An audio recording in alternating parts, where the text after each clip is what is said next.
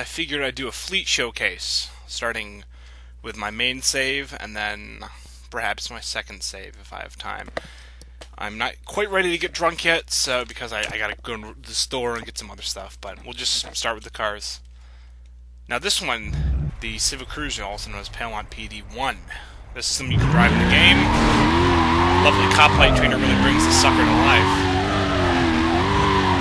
Beautiful car. Good driving car too. Definitely a good introduction to the Civic Cruise. Good on tight terrain. Nice and agile. Decent amount of oversteer, but it's not bad at all.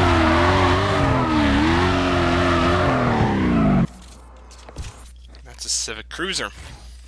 Let's get our, what I would consider my favorite. This bad boy, Civic Undercover Cruiser. The cuck, as I call it. And this cuck doesn't give a fuck. Yeah, see, I wanted somebody that was a little quicker, a little friskier than the Civic Cruiser. So I got the Civic Undercover Cruiser and gave it the GT500 handling. I will show you how to do all of this in our money later tonight. I'm just not drunk yet. I really don't like tutorials. I think they're really boring. I was always too impatient to teach people anything anyway. So I figured being drunk would make it really fun. But this car is, look at how far I drove with this car. I just love driving. This is maybe my favorite police car in the game. I mean, something about it just makes you want to drive like a total dick. It only goes up to 183, but my oh my does she get there quick. Again, tight terrain, good maneuverability, solid police car. Very solid. Now the next two cars are a little different. We have the Heat 3 State Police marked vehicle, the Pontiac GTO. Now, just like in Most Wanted, they should say PSP because it's a state police car. It's not a city or local thing, but whatever. Now this car, as you will see, it has a little. It's not quite as quick and frisky as the Civic Cruisers are. It's quicker, maybe, and it's definitely got more at the top. So naturally, let's go to the highway.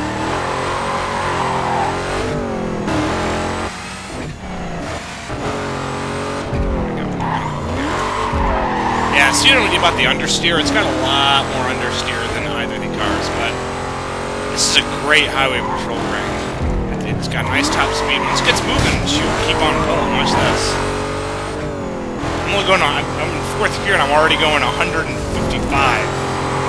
This thing goes, I think, 213 or something ridiculous like that.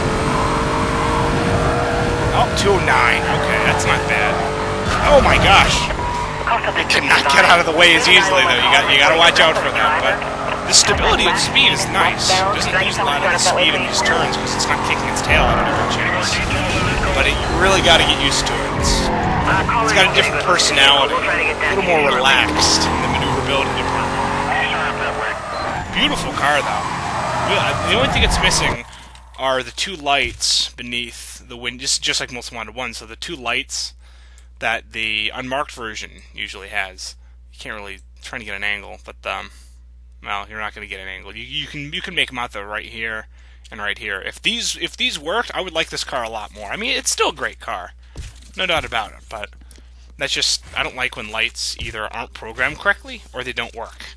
I mean, they're both really stupid. Ah, yes, here we go. This is the Z06 handling with a GTO Heat Level 4 State Undercover vehicle body. Oh yes, a little quicker. Oh yes, definitely quicker. A little friskier, not by much. Yeah, it's got to be in 15's car. It's got to have stability and speed, but it also has to be quick out of the hole. It's a very demanding setup. It's a good car. She just zips along. Nice, simple, unmarked light setup. Very simple, but it works well. It's very minimalist, but I do enjoy it. This goes 220. Oh, wow, 227. Jesus. A little more responsive to steer, too. I haven't driven this car very much. I've been so into the Civic Undercover Cruiser. I literally drove that for, I think, almost 3 hours, just practicing driving around with music on and doing test pursuit and a lot of other stuff. And then I drove the Marked GTO, and that was a very different car. But see, this thing can get around. It'll get out of its own way. But there's not as much delay with the steering looks like there is with the Marked version. Hello! See, this car's more at home on the highway than it is on the tight roads, but this would keep up with a Civic Undercover Cruiser, no doubt about it. Look at this sexy thing. Good times. Very good times. But there's still more, of course. And actually, I forgot that technically the light rhinos, they should only appear at heat level 3. So I should have done this before I did this. Now, for a light rhino, I'm thinking, alright, I want somebody that's got, I guess, better maneuverability than the Heavy Rhino, but that's a little bit slower. And so, for whatever reason, I actually had a 2010 GT500 replace the Ford Mustang GT. And then I didn't like the mod very much because it looked like ass, and the vinyls wouldn't line up sometimes. I don't know. There was just I didn't really end up liking it very much. It didn't emulate the performance of a 2010 GT500, basically. I did not like that. So I uninstalled the mod, but then it fucked up the wheel positions for the Mustang GT. So I'm like, whatever. I have no reason to drive this car. But I'm thinking, wait a second. What if I replace its model with a light rhino? Oh yes. Oh, feel that understeer. That really slow oversteer transition. And also, there's a glitch with this vehicle. Now, normally, when you go into reverse, both your reverse lights will light up, and your reverse light strobes will both get brighter. Not the case. See? Only one reverse light. Nice try, NFS, but you will not get those details past me. Now, this is a much, much slower vehicle. And actually, what you'll notice, just like in Most Wanted 1, they made these vehicles for when the player drives them too low. This actually, it looks like the Heavy Rhino in Most Wanted 1's problem. It was just way too low. Now, unfortunately, I don't know how to change this. If I did, I'd raise this thing so it would actually have some ground clearance. I mean, it drives okay. It just looks really, really retarded. And, I mean, you can even tell from here it's kind of low-ridery, but it's a light Rhino. I mean, I don't plan on driving this thing very often, but or at least not until I get the stupid ride height issue fixed, because there's just no excuse for that. And actually, this low ride height issue was present no matter what vehicle model, or what vehicle is used for a base for the model swap. It's always, always, always going to be like this. But it looks so cool. Ah, that big. I like how the vector light bar is just a little bit too big for the roof, but it's like still awesome looking. For some reason, I like the light rhinos. You can tell where the Heavy Rhino got some inspiration. You can see where they bolted on more armor, and it's a cool vehicle. I don't plan on driving it very much because it's based off the Mustang GT, which was severely nerfed for carbon. I mean, I drove the balls out of that thing in Most Wanted 1. I loved it, and then I drove it in this game. Like, this thing's a piece of fucking dog shit. So that's why I mean, you're not going to win any races with this thing, but you're going to hit stuff really hard. You can break things with it. Ooh, little drift. Surprisingly photogenic for a vehicle that is beyond hella flesh and stupidly stance worked by developers of this game. So, now the Heavy Rhino fares better. The Heavy Rhino is still set a little too low. See, this is how it should appear. Now, how it appears in the menu, see how there's, you know, ground clearance, there's gap between the top of the tire and the top of the fender? Or the wheel well? Oh, now that looks so cool. But it doesn't work like that in game. There's a discrepancy. And with the Heavy Rhino as well. Look at the ground clearance this sucker has. Look at the gap here. Look at the gap in the front.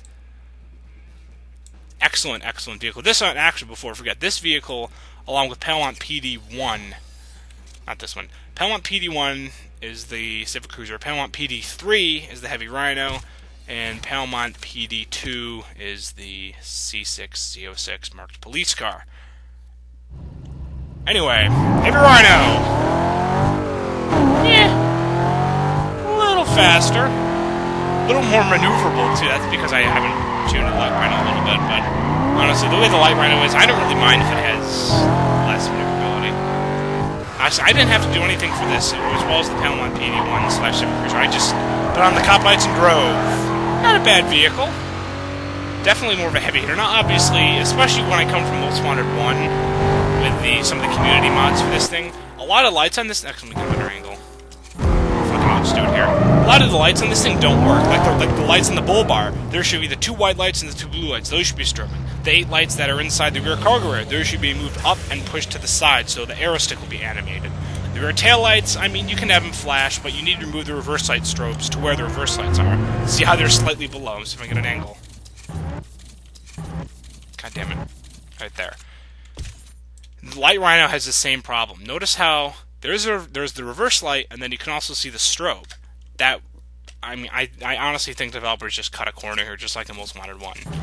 And then, of course, there should be fog lights on the bottom that should be lit up. It should have another headlight. Those strobes, actually. The wigwags can stay, but the strobes that are, it looks like on near the PPD logo, those need to be moved up.